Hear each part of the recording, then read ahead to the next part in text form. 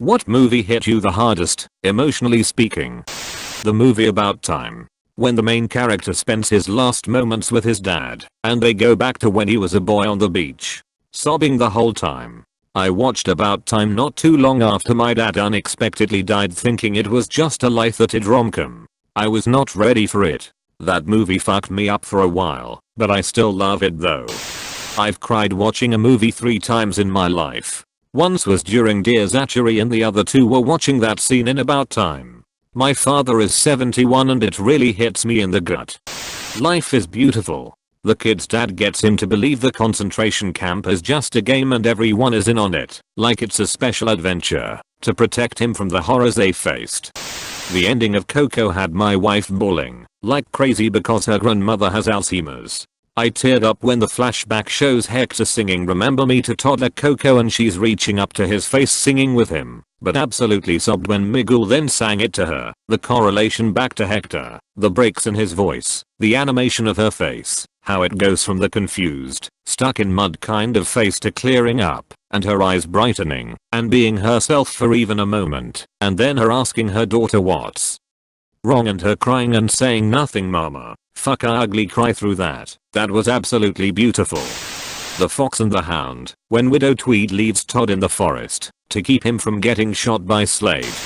No joke, Forrest Gump. The scene where he finds out he has a kid and asks if it's like him. That hit me like a ton of bricks, probably because of my own insecurities. Oh, and also Bubba's death, so sad. Fat F edit. Wow, didn't realize people related to the scene just as much as I did. When I watched Bridge to Terabithia I thought this is not so bad. What is everyone talking about? Pretty wholesome overall, and then it happened, and I cried like a baby. Eternal Sunshine of the Spotless Mind has never not hit me hard. I only saw it once, and never again. I watched a test screening before it came out. My GF of 4 years broke up with me a few days before. I watched it right after my breakup for some reason I can't even begin to comprehend. Nevertheless, I was in total shock for as long as I was thinking about the movie. What dreams may come leaves me a sobbing mess through the whole movie. What dreams may come leaves me a sobbing mess through the whole movie. I totally agree. I loved that movie. It gets me emotionally also. I had never even heard of the movie until this girl I was dating made me watch it. Well, I married that girl, bought a house, had a few kids, and after 14 years of being together, she passed away on the 8th of July 14. So now that movie is kind of special to me. I miss her. I missed a lot.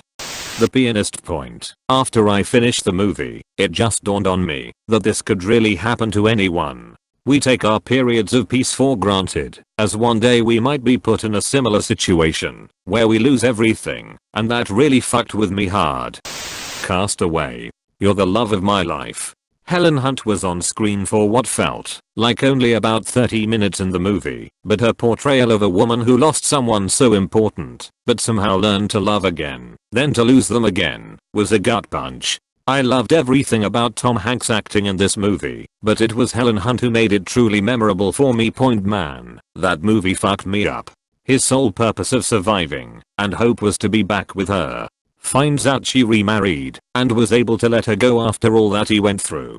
I'm so sad that I don't have Kelly, but I'm so grateful that she was with me on that island. And I know what I have to do now. I gotta keep breathing. Because tomorrow the sun will rise. Who knows what the tide could bring. The Land Before Time point. When I first saw it as a kid, it was the first time that I realized that my parents could die. That thought had never even really occurred to me at that point. Even now as an adult, that scene where he thinks he sees her, but it's just his shadow and the narrator says, then Littlefoot knew for certain he was alone, still gets to me. Grave of the Fireflies. I watched it with my friend back in the early 90s. My sister happened to stop by near the end. We were both ugly crying. She was like, you okay? What's going on? It was hard to explain. I took my kids to see it during a Ghibli Fest last year, and I could hardly drive home afterwards. We were all sobbing. The Iron Giant. One word, Superman. The Green Mile. Please boss, don't put that thing over my face. Don't put me in the dark. I's afraid of the dark. This line destroyed me. This is probably the one for me, on the first viewing as a kid and several times over as an adult.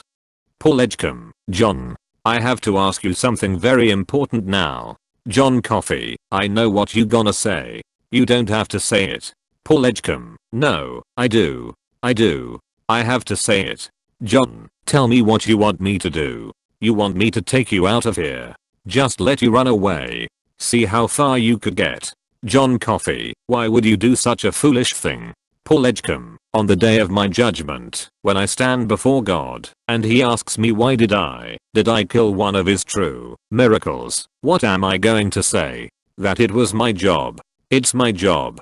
John Coffey, you tell God the Father it was a kindness you done. I know you're hurting and worrying. I can feel it on you.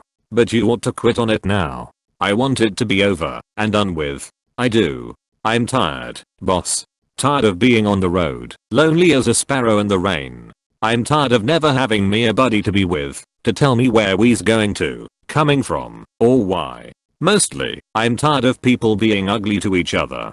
I'm tired of all the pain I feel and hear in the world, every day. There's too much of it. It's like pieces of glass in my head, all the time.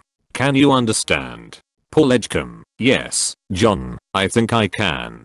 Little Miss Sunshine, when the brother finds out he is color blind, I broke into tears. Now for me, it was the scene when the little girl tells her grandpa she doesn't want to be a loser cause daddy hates losers.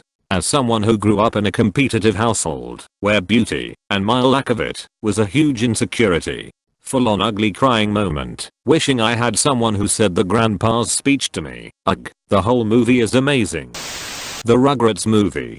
The scene where Chucky watches everyone dance with their mother, and he realizes that he's the only one without one.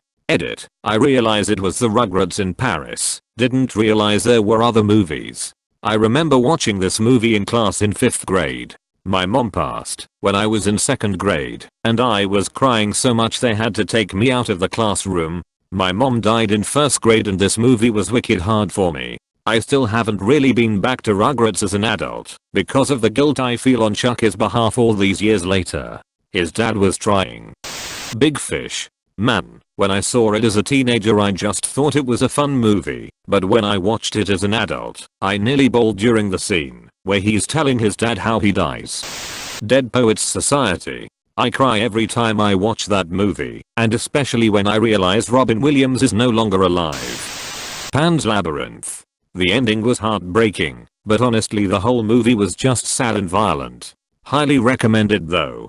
I remember leaving the theater with my friends, all 18 to 22-year-old guys, and we were just silent for a solid 10 minutes walking back home. Finally one of us broke the silence with did we all drop acid and forget about it? Movie fucked us all up. Those trailers did not give you a goddamn clue what you were walking into. Wreck-It Ralph. That movie still makes me cry. I have high functioning autism, and seeing a movie say what you are does not define who you are. Really hurt, in a good way. I saw people criticize the movie for seeming to have the message of just do what you're told by society and don't try to change, but I think that misses the point. Ralph is a bad guy, that's what he is. He wrecks things. But he's so much deeper than that. Ralph is a very caring and thoughtful person who genuinely just wants people to like him. Ralph thinks that being a hero, or normal in the real world equivalent, will make everyone love him. At the end of the film he realizes that it doesn't matter if he is a bad guy, if people don't like him, because what matter is that someone likes him. When I get depressed I like to recite his little bad guy affirmation thing, with a slight tweak. I'm different, and that's good. I'll never be normal, and that's not bad. There's no one I'd rather be than me. I know it's cheesy, but it really helps me feel better. Edit. Holy shit. Thanks for the gold and silver folks. This blew up while I was asleep. Went from around 80 points to over 2.6 thousand.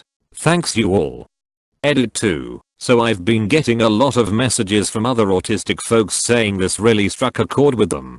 I'm glad that I can help people feel better.